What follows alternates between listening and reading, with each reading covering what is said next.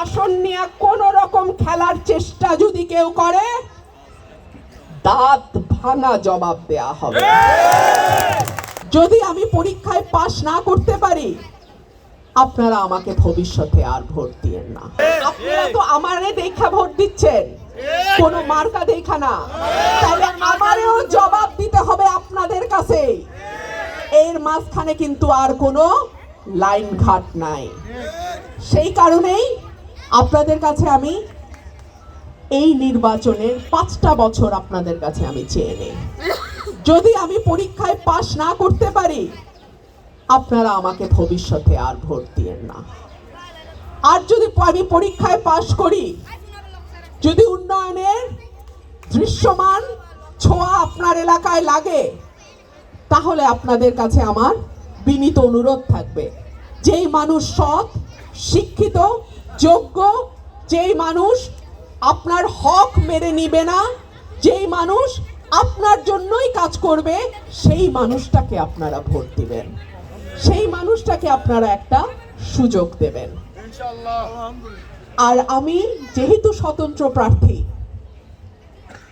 অনেকেই হয়তো বলার চেষ্টা করে, আকিজ নিয়ে এলো বিশ্বমানের বেবি ডায়াপার মাম্মাম, কটনে সফট ম্যাটেরিয়াল, বাবুকে দেবে র্যাশ ফ্রি সুপার কমফর্ট। রুমিন ফারহানারে ভোট দিলে এই করব, ওই করব, কেন্দ্র দখল করব, হ্যান করব, ত্যান করব, তাই না? এইসব ভয় ভীতিতে কান দেবেন না।